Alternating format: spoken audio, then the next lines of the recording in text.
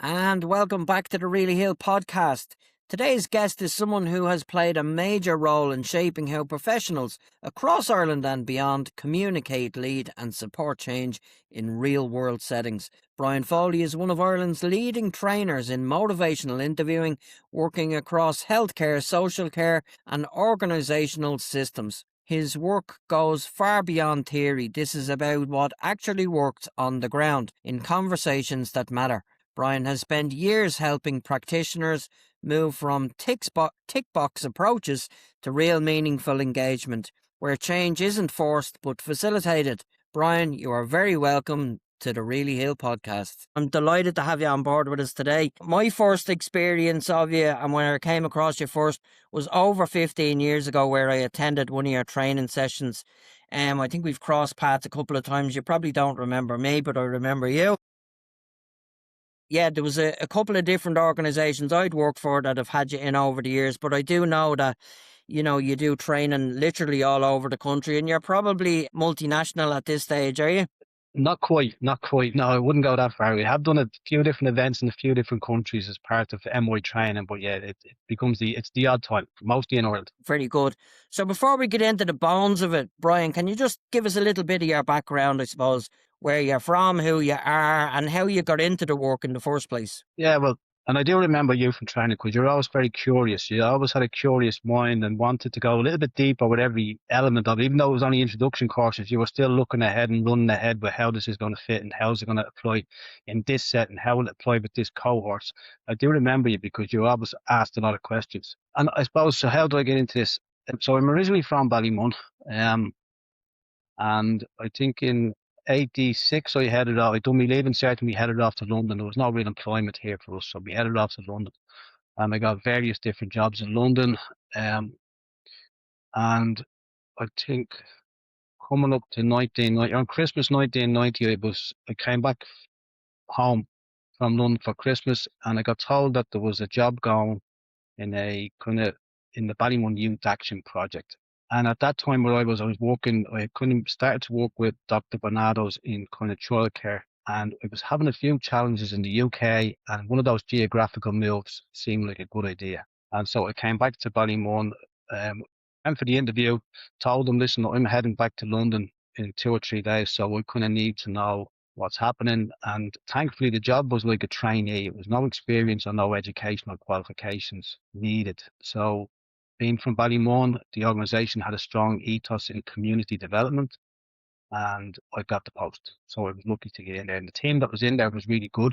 It was a really progressive place. Like the two counsellors that were working there had both been sent from Ballymun over to Minneapolis to train in drug treatment centres in Minneapolis. So this was back in what, 86, 87. They were sending people from Ballymun to work in treatment centres in Minneapolis with young people. And so we came back into that type of an environment where it was mostly local people, but getting opportunities to try different things and get quality education and quality training abroad and stuff like that, and bring it back and apply it in Ballymun. So that time the Ballymun Youth Action, I'd say, was quite innovative. It was one of the first kind of community projects in terms of looking at dealing with substance use, rather than the HSE coming in and applying a treatment model to the organisation. Very much about what fits in our community, what fits for our people. And I think that was one of the ideas where MI came into it. And at the time, then I kind of moved from a training to an outreach worker. So back in 1990, kind of HIV, AIDS, drug users, I was doing a lot of my work in Dublin city centre. I was connecting up a lot with the AIDS Alliance. I was working in a prison setting, a lot of HIV in the prison, a lot of fear around it. So I remember, like, family members would come in through a separate gate when they were visiting the guys with HIV in the medical separation unit. Back that time, they kind of housed anybody with HIV in the separation unit. The families come in the back gate of Mountjoy prison. So there was a lot of just awkward stuff around that time in the drug area, in the addiction area. So yeah, that was in the early 90s, and I was lucky enough then the organisation decided that motivation interviewing was going to be our predominant way of working with people. So as a team, we were going to go, and our director did a motivation interviewing network of trainers, official training for new trainers back in 97, I think, and came back. And we as a staff team started to train in motivation interviewing. One of the key aspects of why motivation interviewing was that motivation interviewing considers the role of power in a conversation. And if you're working with marginalized people or people with a history of being marginalized, power is an important thing in a conversation, and empowerment is another important thing in a conversation, and social empathy is another important thing in a conversation. That when we have conversations with people about change, if we're not kind of looking behind, looking around, but we're just looking forward, we're missing out on a lot of aspects that are important. And if change was that simple, people would change. So the role of MI in our conversations and the consideration of power became very important as workers. And so in 1999, then I got the chance to do the training for trainers in MI as well. And I'd say brought it back and started to very clumsily apply it in my interventions and my conversations. But I got better over time, and I learned more, and I read more, and I got more curious about it, and I investigated more, and I put more time into developing my practice, my understanding of it, and then started to deliver training. And it was probably one of those nervous steps I had in terms of imposter syndrome coming in, and am I going to be able for this? And when I seen people starting to book into the sessions and what organizations they were from, I got even more frightened, even though I picked a really nice venue to kind of try and claim this is really going to be professional and good. I was still Yeah. kind of flying by the seat of my pants in my first workshop, but it received good feedback. And again, I suppose what I assumed was a natural way of working and everybody would work this way, I began to learn that's not the case. That's not the case. People don't all work the same. There's lots of different things going on. And what I think is, oh yeah, everyone will be doing that, was not the case. So again, what I learned was that people appreciated the MI and could see a benefit to it. And so I'd say since 2000, I've been delivering courses in motivation. And as I said, I got lucky enough, we got the opportunity to do it in different countries as well, with different cohorts of people, with different, as I started off drinking alcohol, but now like I working with physiotherapists, so I've enjoyed that lately. Doing work with organizations that are working with very severely disabled people and a kind of with mental incapacity and stuff. And I wondered kind of how MI was going to work with that. But the staff, they were more thinking about MI. We're going to use MI with the carers of these people to have different outcomes and about quality of life and about choice and life decisions as well. It's across many different occupations now, MI, thankfully. And I'm going to touch on that a bit later on. But for anybody that has never heard of motivational interviewing or MI, give us the basics of it, will you? Just explain exactly what MI is. Yeah, and I think this is an interesting part because you can have people contacting me saying, can I jump straight onto an intermediate course because I did a module in this in college. I read an assignment on it, and they are so far behind the starting line. It's unreal sometimes. It's not that at all. For me, it's an art form, and like any art form, you have to put plenty of practice, deliberate practice, and deliberate reflection in to get good at it. Attending a workshop simply doesn't mean you're going to be good at this. And there's a lot of research out there that would say people come in with a default way of doing something. If they attended a session on MI, they'd be going, oh, that's great. But within about 2 or 3 weeks, without deliberate practice, they're going to be back doing exactly the same thing they did. And so when I'm working with organizations, I begin to really look at implementation. How are you going to implement this? Well, your question was kind of, what is it? So MI is a way of talking with people. It's a communication style. I don't necessarily call it counseling style. I call it communication style because I think it can be applied in many different areas and many different conversations. I remember I was involved with the group that brought in the CRA, Bob Moores. I would have had meetings with Bob Moores before he came into Ireland to deliver CRA training. And there was a kind of panel of us involved in this, introducing this approach into Ireland. Bob Moores had his office in Mexico next door to Bill Miller, who done the MI. And Bob Moores was all about MI is the vehicle to deliver community reinforcement approach. It's a communication style that can go with anything. And you see it nowadays in terms of MI and CBT, MI and acceptance and compassion therapy, MI and mindfulness. It's gone with all these different all these different kind of modalities as a supportive way of doing things. So it's a way of talking with people that has a relational component, which probably more, again, an interesting part in some practices, like say CBT. I think they've adopted MI because that relational component was probably weak, not as strong in CBT, and motivation has made that stronger. So it has a relational component and it has a technical component. And the technical component involves, I guess, strategies. It involves skills. It involves tuning your listening into what we call change talk. It has a very strong emphasis on what we call the spirit of MI, which is basically the how you do what you do. It's the music that accompanies it. So there's a lot going on in MI that is difficult to explain. And I think people come and do a workshop, they're only really putting a toe in the water.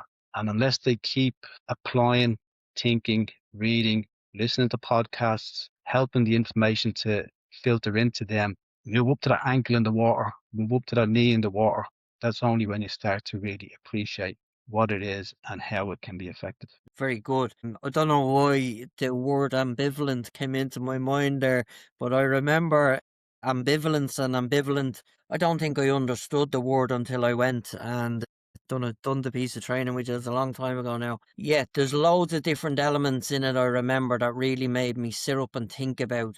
Gave me so much food for thought as to where and how it could be used in so many different areas. Okay. Why does it matter, do you think? Or trying to think, I have something in my head, I'm trying to pose it in a question properly.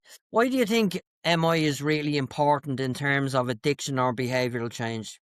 Yeah, it's a good question because it does. Well, I think MI became popular after the American government put their investment into Project Match, which was a very extensive piece of research where the American government tried to figure out what is giving us value for money here. And they evaluated MI, CBT, and 12-step facilitation therapy. Now, the end of the results of that they came out around similar places, MI, CBT, in outcomes, but the MI was much shorter. It was 2 or 3 sessions compared to 12 facilitation therapy was 12 sessions. CBT was 8 to 10 sessions. So it came out around similar after 2 or 3 sessions. So that got the American government thinking in terms of value for money. But also what came out was that one of the very important components of that research was the worker. It wasn't necessarily what the worker was doing. It was just the worker themselves. So that is that personal relational component of how we are with other human beings. And that came out important across that research. So when you were saying what makes it popular in addiction, Mm, stigma, judgment, frustration, ambivalence, all of those things that somebody who's experiencing the difficulty with drugs or alcohol has and brings in the door. They've also had conversations with other people before you. They'll have plenty of conversations with their family who have tried to talk them out of using drugs or use different strategies to try and guilt them or shame them or whatever it is out of not using drugs. If you presented a drug service and they're, oh great, you're ready to go, and now we're going to apply CBT to you, and if you can just change your thinking patterns, you'll be grand. And that's not real life, you know what I mean? It's mm, absolutely of not real course. life. Most of the evidence around body CBT, they're all clinical studies done in a clinical setting, you know what I mean, with a Mm, select group of people. Whereas you pick a guy from Ballymun who has no front door on his flat, very little food, has had a horrific childhood, and I start talking to him about change without really understanding the obstacles to change for this man, the difficulties of change for this man, the ability to change, the confidence to change, all of them elements, which are all part of that MI conversation and mm, put me more in touch with the empathy part of the challenges of change. I think it fits in well there. I think then the idea of change talk and what we call sustain talk, working with that, because what we're really doing in MI is trying to be a sounding board to help people listen to themselves. So we're trying to work with that internal dialogue that goes on inside a person about why am I doing this? Why do I keep fucking up? Why do I get 2 or 3 days on my belt and I find myself thinking, oh great, I've done it, and I'm back where I thought I wouldn't be again without realizing how I even got there? Why do I keep going back to it even though I don't want to use it? Do you understand that from us as MI practitioners that like alcohol is the problem, but alcohol is the answer. Drugs are the problem and drugs are the answer. That's ambivalent. But I mean, if change was simple, you wouldn't be talking to me and I wouldn't have a job. So appreciating that difficulty. And I think that is one of the good things with MI is that personal piece, that empathy. As you said, it has that focus on power. So understanding the powerlessness of people sometimes, and that not me running ahead with talking about change even, but me talking about the experience of being powerless, the struggle with being powerless. What would be one mindful thing you think you could do at this point in this powerlessness? What would be one meaningful thing that you could do in this powerlessness today? just mm, those little bits of change. There could be just an attitude shift. There could be an outlook shift. Never mind this big idea of getting off drugs before. That's miles down the line, mm, depending on who we're working on. You've kind of been there at that end where yeah, talking about change, this is just not the right time to yeah, talk about change because this mm, person's life is like fucking shit, you know what I mean? For me to talk about change is disrespectful, completely disrespectful, yes, you know? yeah, yeah. Yeah. Now, And I'm the not, best you can offer somebody sometimes is an arm around the shoulder, the cup of tea, and the biscuit, yeah. and the rest, unfortunately, can wait for today. Build that trust with them that they'll come back to you when they are somewhere ready. Yeah, well, I think the important part of that is you said, like, it sounds like a simple thing. And I've Mm, seen people do it, and I've seen people do that badly. Even though it sounds like a simple thing, I've seen people do that badly where what comes across as criticism or looking down on somebody, um, or just taking pity on somebody. And I mean, and that's not empowering. So I think it can be done, but it can be done in a respectful way, in a way that says, no, today is not the day, but I'm holding hope. I'm still going to hold hope here that you will do it when the things are right for you, what the ducks get in order, mm. you will make that move. Yeah. Where do you think MI is being underused or watered down? I think in most of the trainings that happen, people go, they attend the training, a 2 day training, and then they go back to work. And that's it. They don't think any more about it. They don't actively apply it. They don't read any books. They don't listen to any podcasts. They don't look at any videos. They think that's it. I've attended a 2 day training and that's it. Whereas you work in addiction field, people attend meetings and there are people who attend 2 meetings. They're Yes, completely different things, you know what I mean? And so, 100%. like that with drugs workers, what makes a drug worker good? It's a worker who puts a lot of work in. It's somebody who reads more, studies more, learns more, develops more, practices more, using supervision proficiently. That's what makes a good worker, not just attending a 2 day workshop on MI. Yeah, That sometimes pisses people off because they think I'm there already. I did college. I have a level 7, I have a level 8, I have a level 9. That's, you've still got a bit to go, right? yeah.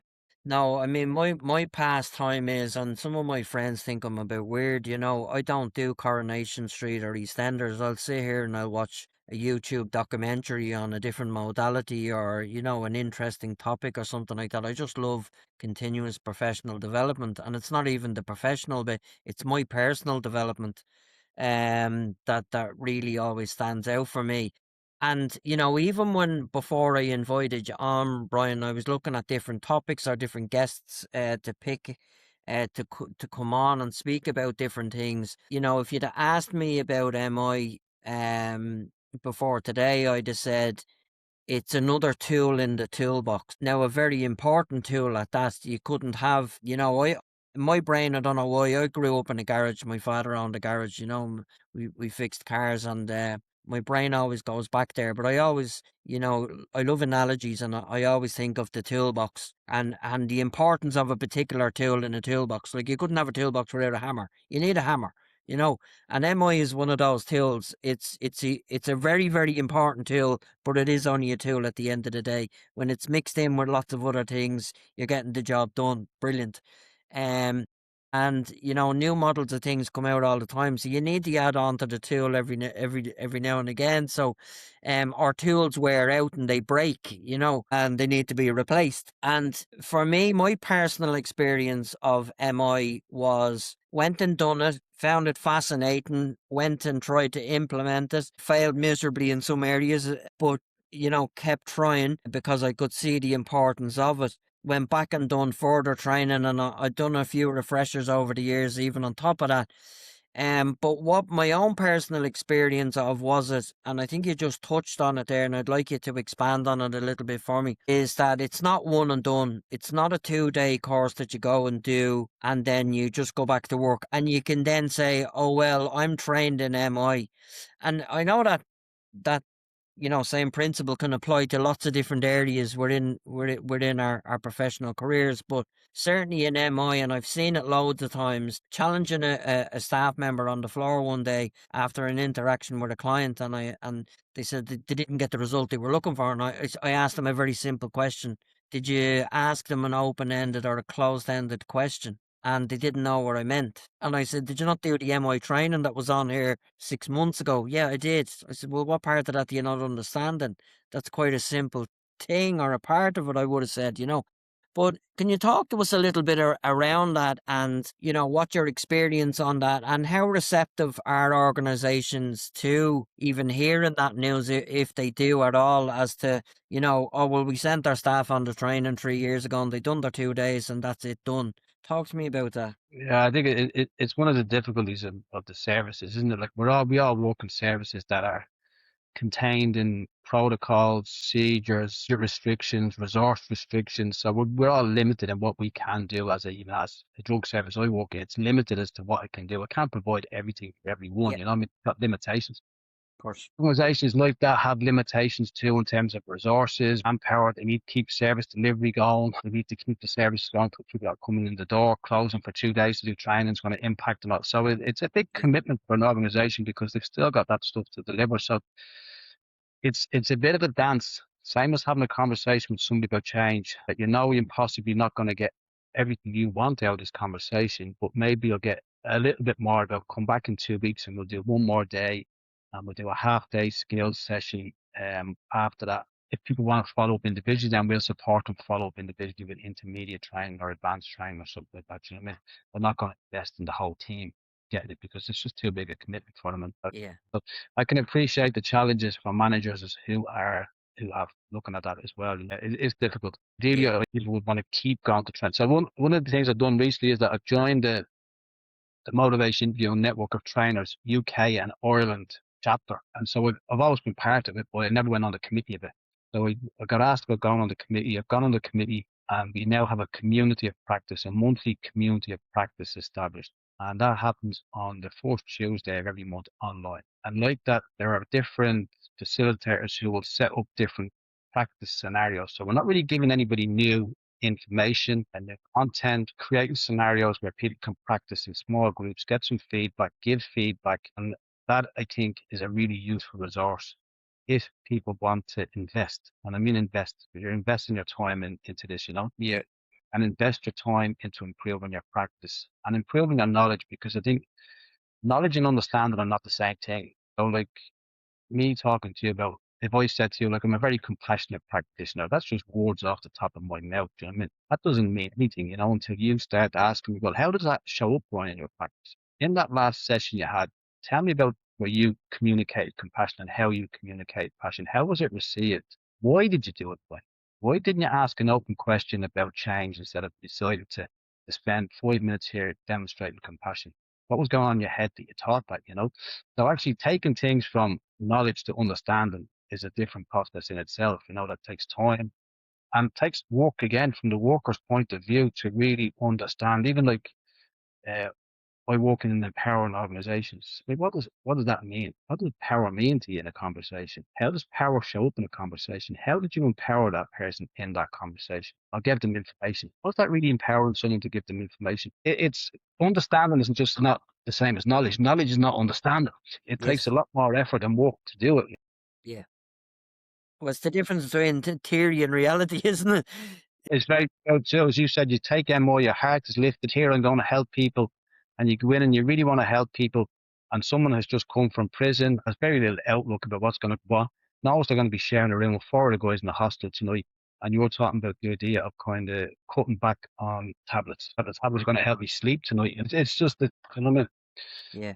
There's a lot of similarities, and I suppose we've spoken an awful lot about, because we have a kind of a similar background in that I've worked in homeless sector and addiction service and stuff like that, and then I kind of moved off into mental health and disabilities or whatever for a while. But when I was thinking about you coming on, and even over the years, I've thought about, in my mind, how so many other places could use MI efficiently. I suppose I don't want to be putting words in your mouth, you know, but I'm thinking of, could it be used in the prison service, in the school service? Could teachers be trained in it, etc., etc., etc.? Anybody that's dealing with the public sector, including the people that work in hotels, people that work in, you know, kind of any of the frontline services at all, or yeah, to have to deal with the public in any shape, way, or form.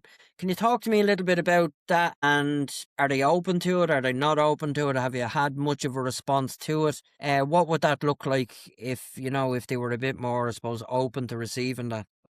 Yeah, it's happening. It's happening. It's ongoing. Like in terms of working with prison officers, working with teachers, that's all ongoing. The prison invested a good bit there a while back in terms of the sentence management team, the ISM team. They did it. The prison invested in MI, which was a really interesting one. I got to work with the hostage negotiation team, doing MI training with them. So Mm. again, they have a particular model that they use for hostage negotiation. Can't think of the name of the model they apply now, but MI was going to be the communication style to apply that model. And so that piece of training was interesting. I was working with about a team of 16 to 20 officers, but there was probably about 40 people sitting around the group looking at what was happening. The colleges, governors, everything looking at this piece of training. And then they were going to go back into, they have a kind of fake prison, and they were going to rehearse and practice their MI conversations around this. So different people have invested in it. The TUSLA education support services, the test services. So they run about 9 courses a year, because again,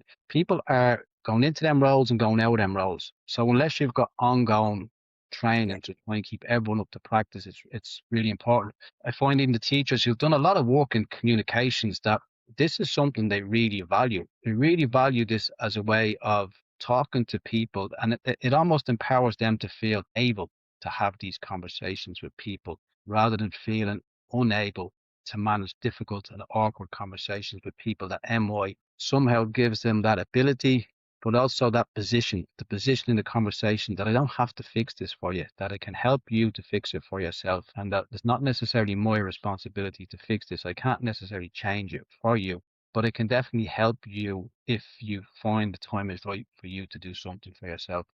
Mm. So teachers, prison officers, yeah, there's lots of different. Actually, what's happening recently, particularly in the UK, is dentists. Dentists are doing MI training because they want to have interventions with young people around Monster, those high caffeine, high sugar drinks, when they come into the dentist practice. They're doing a bit of work with coaches recently, like coaches with athletes. Again, high performance athletes, ranging from high performance down to kind of kids teams. Again, coaching may have been maybe the dominant communication style of communications with coaches may have been the hammer. They may have come in tough on people to try to get the best out of them. And again, realizing that that tool alone maybe not be the best at times. And at times, while you have a hammer, at times you're going to need a bit of WD-40 instead. So MI could be that. So coaches has been an interesting one, and how they will apply those conversations to athletes as well. And yeah, that's been interesting working with that new cohort coming in, And again, you've got all the usual addiction workers, homeless workers, project workers, and all these different services coming in as well. Yeah. So Where all do, the where reflect. where do you see it not being used that it could be hugely impactful, do you think? Well, the only time I've really had a bad experience working with somebody and I say a bad experience, it wasn't a bad experience. It was a learning experience for me. Working with somebody who was paranoid schizophrenic, and the reflective listening, which is a key skill in MI. Like again, a gold standard, if I produce a 20-minute session, a gold standard will be that I have a ratio of 3 times more reflections than questions. Complex reflections, ideally, because with the complex reflections, you're looking to move things from the head to the heart. So I need you to start to resonate with your words. I need them to connect with something inside you, something deeper than off the top of your head. So applying complex reflections with a paranoid schizophrenic, that became complicated for me, and I had to adjust a lot. I had to change my style a lot to make that session helpful in whatever way I could. But it meant me changing a lot, because they were very concerned I was putting words into their mouth. They had lots of concerns about what I was saying and how I was saying it. So paranoid schizophrenics are definitely, but again, that skill of reflective listening is one piece of a jigsaw puzzle that becomes an MI session. Mm. If you fit back to acceptance, compassion, empowerment, collaboration, those elements, that person may have found that bit really helpful, but the reflective statements, they needed that to be different. Yeah. So I'm not sure that it's not I'm not sure it's not helpful to everybody, or or who would it be not helpful for.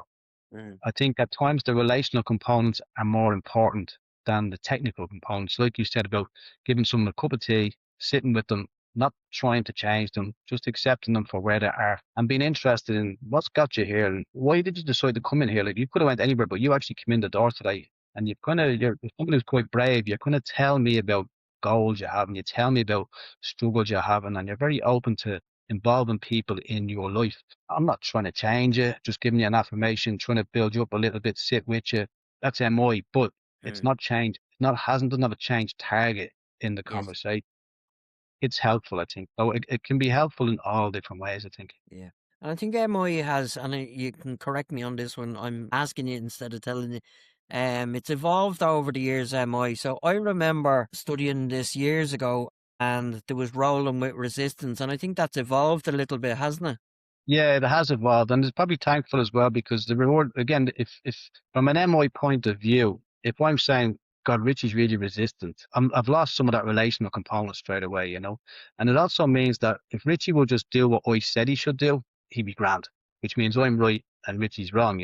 Again, it also means that I'm not understanding the difficulties of change for you or the challenges for change for you, that you're not moving at a pace I think you should be moving at. So if I pair things right back to that relational piece, and I kind of say, and I start to wonder, what is the challenges here for Ricky? Apart from wants to make this change, but another part of him is screaming, I can't do this. I'm going to mess up again. I don't want to fail again. I feel like an idiot when I fail. Understanding that. So we did change the word resistance to either sustained talk, which is that language about kind of, it's not too bad. The kind of few drinks helps me sleep. I have a stressful life. I have a really awkward life. And if you lived in my shoes, you drink too. That's kind of sustained talk or the elements of discord. And discord tends to be an indicator that there's a little strain in the relationship. And again, the emphasis is on the worker to improve the relationship. So a discord statement might be like, what would you know about it? You've never been homeless before, have you? You've never been in jail. You don't know what it's like to try and survive in prison. You've never lived on the streets. You don't know. You've never used drugs. You don't even look like you smoke. God bless you. They're statements where a service user is kind of having a slap at you, having a little dig at you. And again, it's usually a reaction to something you've said. So something that you've said has come across condescending, has come across as cheeky, has come across as not understanding. And they're just trying to bring you back, pull you back down to earth with a statement like that. Yeah. Some people say, God, they're very resistant. Other people might say, well, what have I done to cause that reaction? What is it that I need to do differently that people aren't hearing that? Or what am I doing that's coming across that way? And Yeah. I need to change, not necessarily the client or service user needs to change, but I need to change to be more effective for that person. Yeah. Oh yeah, you're right. Resistance has changed. That has evolved. There's been a few different other kind of evolutions because MI is still evolving. And one of the really good things about Bill Miller and Steve Wozniak, and again, fits in with the spirit of MI. For me, it fits into 12-step kind of philosophy too. They've kind of said the only way you can keep what you have is to give it away. Mm. Whereas there are other counseling modalities that's not going to happen. You're going to pay the person who created it for every little bit of it. You know what I mean? They're going to get Yeah. cut off every little bit of it. Whereas Yeah. Bill Miller and Rolnick were very clear, for MI to grow, we need to let it go. And they Mm. hand over, which is a beautiful thing to do. But it does fit in line with 12-step philosophy for me again. And I think that's important. There's a groundedness there in that kind of spirit piece. Yeah. A bit of a curveball question for you, maybe not. Done a very interesting course a couple of years ago with a lady called Dr. Karen Treisman. She does a lot of I know trauma Karen, work with children, and I done a course with her. Say with her under her. She was teaching me. I was just sitting there listening. And the power of language in trauma informed trauma aware care. Tell us how MI kind of lines up with that. Now I know that's a specific question depending on the individual that's then dealing with the clients how they do it, but in terms of the modality, I suppose, in terms of trauma informed trauma aware care, how do you feel they align? very well if the worker is grounded in that as well. Very well. No, Karen, I had a good conversation with Karen as well at that. Actually, one of the most interesting things she talked about kind of trauma informed is the first place you go is visit the toilets because that's where people who experience trauma will go to is the toilets. They'll hang out in toilets. So go check out a toilet first in an organization before you go looking at that quiet room or anything like that. But yeah, no, Karen is really good. I think they align completely. I think they completely align if the worker is grounded and understands and has compassion. Because again, like trauma with people, yourself, you've worked in the services, so some people are going to act out from a trauma point. They're going to externalize that type of thing, and they probably get a lot of attention. But the ones who internalize it don't necessarily get a lot of attention. The ones that turn it inside and criticize themselves and take it out on themselves and blame themselves, they don't get a lot of it. So I think again, if a worker is grounded in understanding that, they're better able to respond. And then again, if you can respond from a motivation interviewing point of view, that may be more relational than technical, that may be more on relationship building than change planning. I think it fits really well. Very good. Um, Another bit of a curveball for you. If I gave you the magic wand, what would you fix tomorrow if you could? My wrinkles, I don't know, my belly.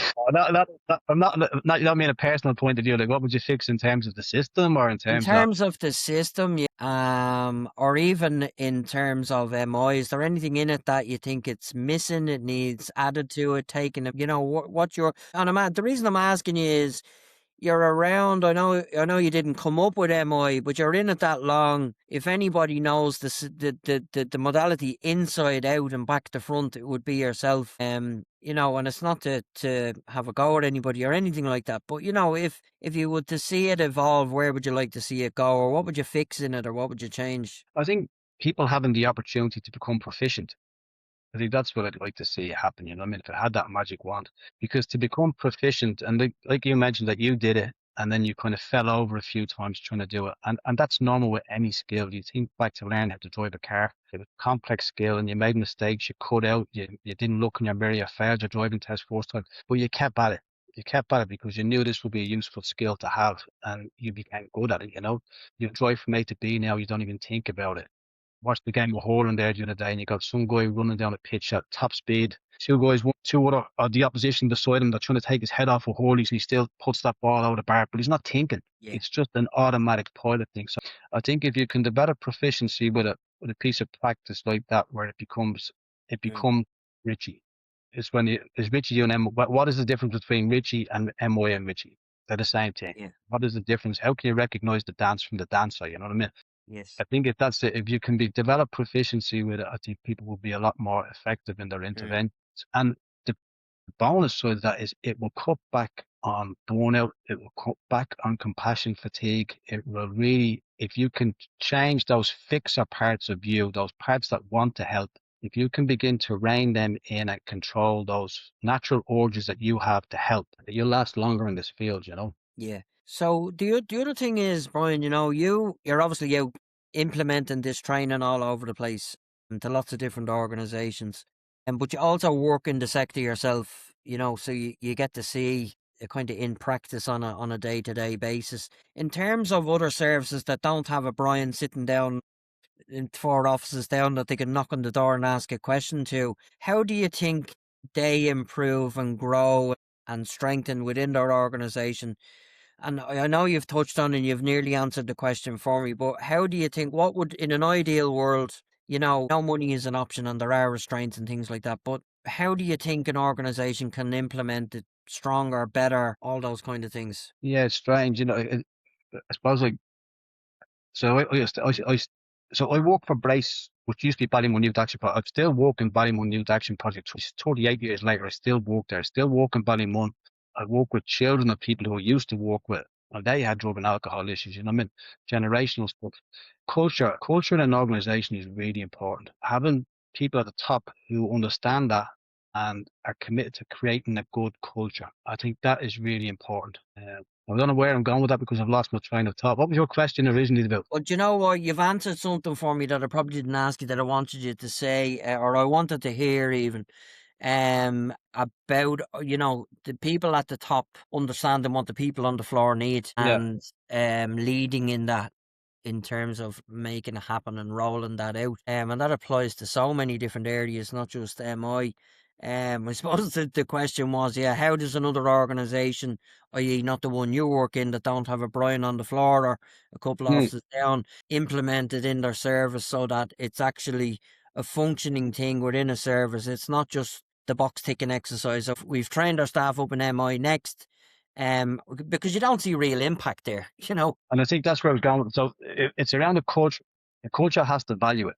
And so I know there are different trainings happening lately where people have gone. I've been involved in some of them, and HSE has provided some of what's called training for trainers. So there are a number of people now that are trained at that level of, say, trainers for MI. Now, again, there was different models, different criteria in these different training regimes. If Richie went off and did training for trainers, and Richie's told once every 3 months now we want you to deliver an MI training to 10 staff, and that's it. It's just not really part of the culture.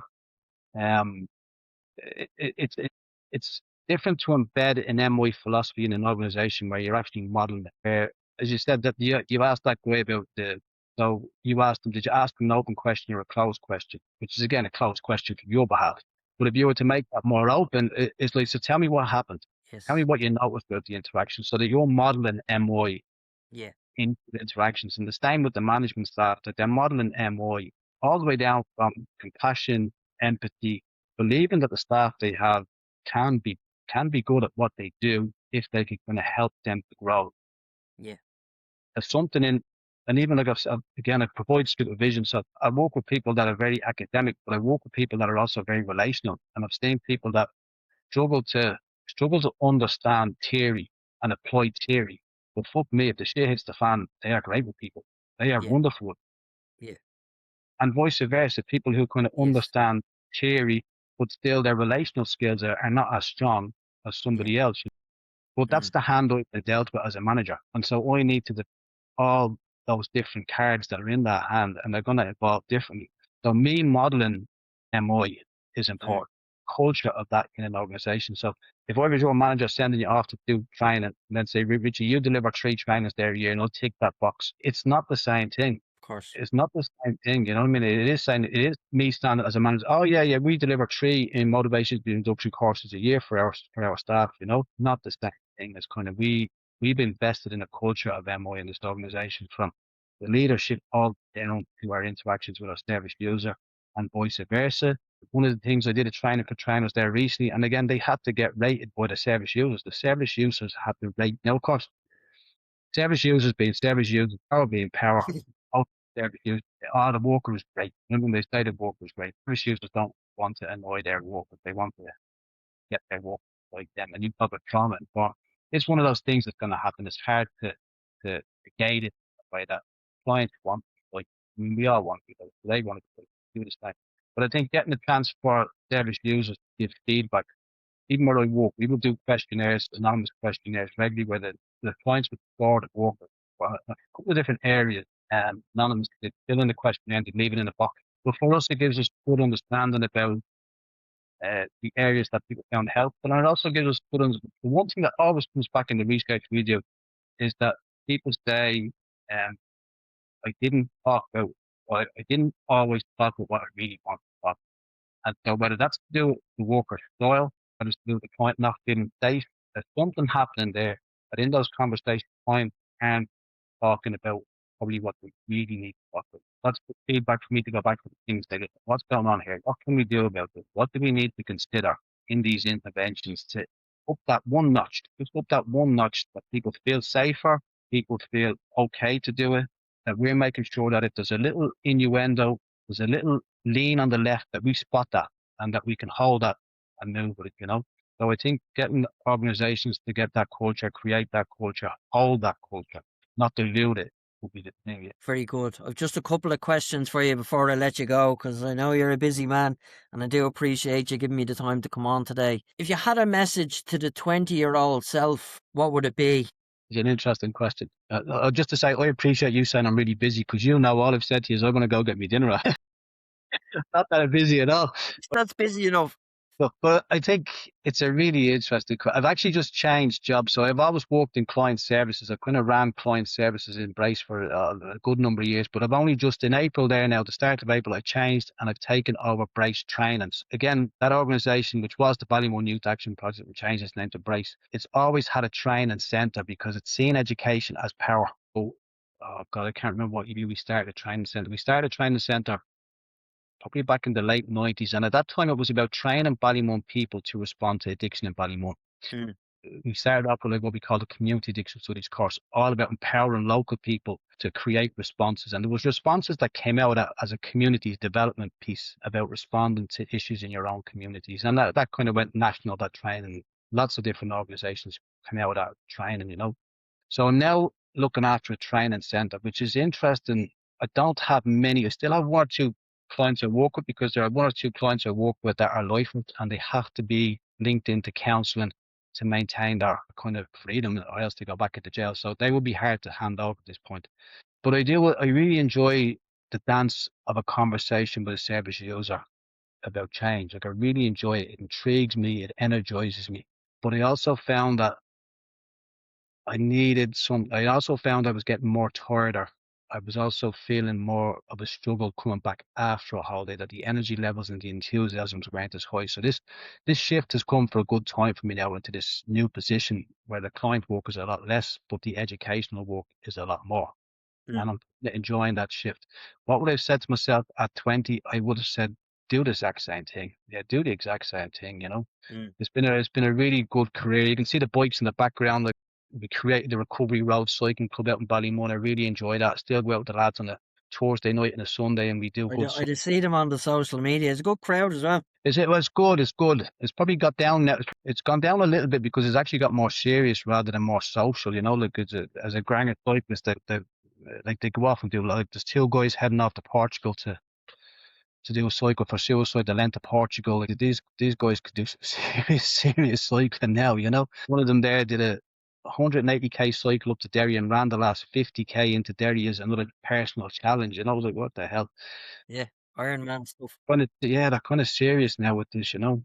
People coming in board now, as you say, see the social media and kind of go, wow, that's a bit it's up too many levels for me now at this point to join it. But they're always working hard to create opportunities for people to come in, and they always cycle at the pace of the newest. It's a bit like again back in the fellowships, the newcomer's the most important. So we go back to cycling at a pace that suits the person who's the newer person, you know. Yes, yeah. But I don't know. I don't think I'd do anything different, to be honest, Richie. Very good.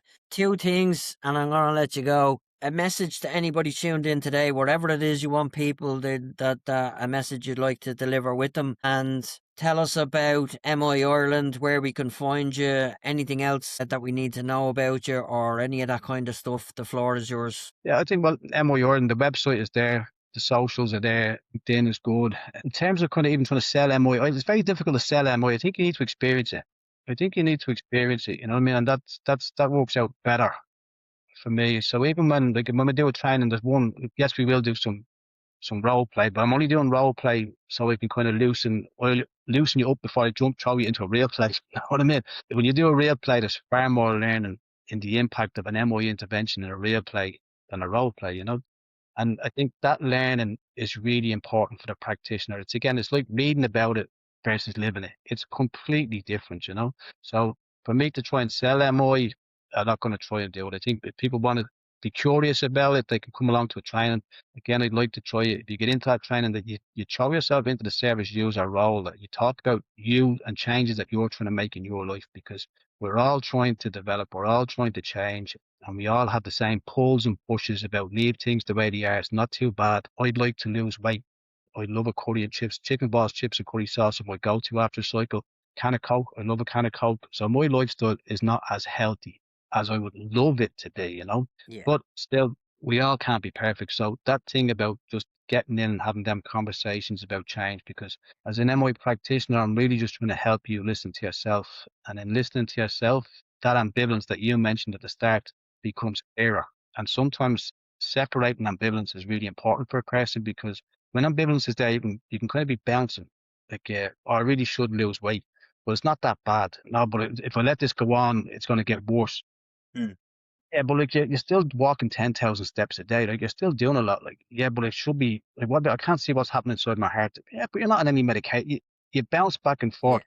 Sometimes as practitioners, is trying to separate those two arguments completely aside and look at both of them rather than that bouncing back and forth, which isn't really helpful for our service users. So again, I suppose that's beginning to look at a strategy that you'd use as a practitioner. We often talk about MI that you're like Google Maps. You're in the passenger seat of the car. You don't have your hands on the steering wheel, but you can definitely guide. And I think one of the things that actually you mentioned at the start, I never came back to it, like about influence. I know as a drugs worker, I was paid to make people change. And people talk about, well, we're non-directive. I think you used the word directive. We're non-directive, but I think my daughter works in a coffee cart, pays her taxes. And there are people I know that work in kind of shops and stuff like that. And like, they pay me, their wages pay me. And I know that they want me to have effective conversations with people who are experiencing difficulties with drugs and alcohol. So that is important for them. They work hard to pay my wage. So I know that when I'm having those conversations, I want to be effective. And I know MI is my go-to. It's the most effective approach I've learned from CRA, solution focused therapy, cognitive behavioral therapy, client centered therapy, CBT. MI is my go to for helping people to have more effective conversations with change. Yeah. I don't know, I've kind of rambled a little bit there, haven't I? That's okay. That's all right. Message for the people. Listen to Richie Williams more often. Brian, thank you so much. Enjoy it, Richie. Ladies and gentlemen, that is a wrap. Brian, yeah, really enjoyed that, and very insightful. Lots and lots in that. I'll be listening back to that myself a couple of times. And for everybody that's tuned in, thank you very much for tuning in. Don't forget to subscribe, and we'll see you all soon. Thank you. And that's a